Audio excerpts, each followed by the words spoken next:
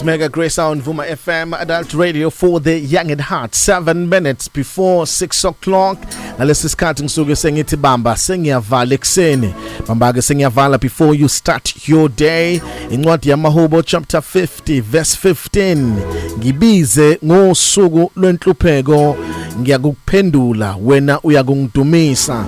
Nasi simemezelo namhlanje ekseni uNkulunkulu ekhipha invitation uthi mawuyithola usosukwini lenhlupheko mawuyithola usosukwini losizi into angathi yeza uNkulunkulu uthi mbize ngesuku lwakho lwenhlupheko ngosuku lwakho losizi yena uzokuphendula.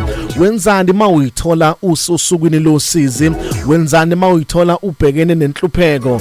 Ngabe utshela abantu usizi lwakho, ukhulume nabantu usizo lwakho, kodwa namhlanje uthi uNkulunkulu makwenzeka uyithola ubhekene nosizi nenhlupheko, mawuyithola usosukwini lenhlupheko, uthi into kumele uyenze mbize bese yenekuphendula, bese yenekukhulula, bese yenekutakula.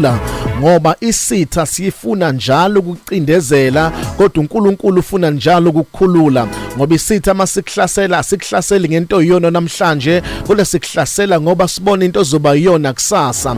Ngakuthi uNkulunkulu makwenzeka isitha sikhlasela namhlanje mbize bese yena yafika bese yakuphakamisa.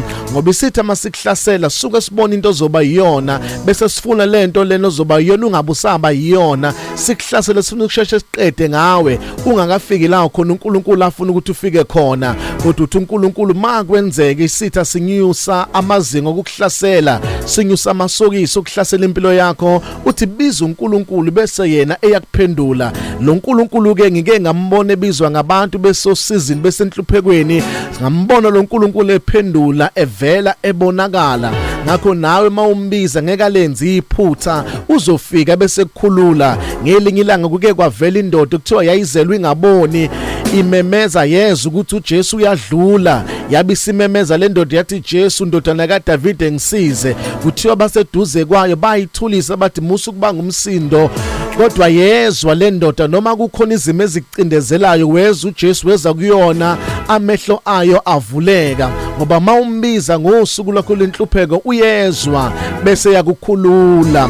Ngelinye ilanga kuke kwabonakala uthi amadoda amathathu embiza 3 times a day ethandaza athi mayefakwa emlilweni kanti afaka emlilweni ambizile waphendula wavela. Ngoba ma umbiza ngokukholwa nangeqiniso uyavela bese kukhulula. Kuthiwa umlilo wavutha kodwa amadoda awazange ashe. Ngoba ma umbiza ngokweqiniso uyaphendula bese kukhulula. Ngibize ngosuku lwenhlupheko mina ngiyakukukhulula. Ngelinye ilanga ngimuzwe ebizwa uDavide esekwalusene lusizimvu zikababa wakhe kwaqhamuka ibhele elifuna ukudwengula izimvu wambiza wavele wagcwala amandla wasiwamnikeza amandla wahlula ibhele wahlula nengonyama. Ngoba uthi ngibize ngosuku lwenhlupheko mina ngiyakukuzwa bese ngiyavela. Ngelinye ilanga ubizwe uSamsoni esekhishwe amehlo wagunda nezinwele bamenza wahamba wanqunu phambi kombuso wadansa phambi kwabantu enqunu kodwa wambiza ngosuku lwakhe lokugcina wathi Nkosi awungikhumbule kube kanye nje. Wamkhumbula uNkulunkulu ngoba maye ethi ngibize ngesuku lwenhlupheko mina ngiyakukhumbula bese ngiyakukhulula uyezwa bese yafika bese yakukhulula. Uke wabizwa uIsrael sebehlale for 400 years eGibhithe behlushwa beshawa betholeka nzima kodwa bambiza. Simuzwe sekhuluma encwadini kaExodus uthi ngizwile ukukhala kwenu ngibonile ukukhandleka kwenu ngehlile. Ngoba mawumbiza ngosuku lwenhlupheko uyaphendula bese yafika bese kukhulula. Ubizwe ngelinye ilanga uPaul benosila kuthiwa babeshawe kanzima bopha igazi benqunu begodola emgedeni osejele. Bambiza phakathi namabili wafika kwazamazama ijele baphuma baphunyuka ngoba mbize ngosuku lwenhlupheko uza kukuphendula bese kukhulula. My name is Phumlani Nkwanyana. You are blessed, you are favored and you are set apart. Good morning Mega Grace Nation.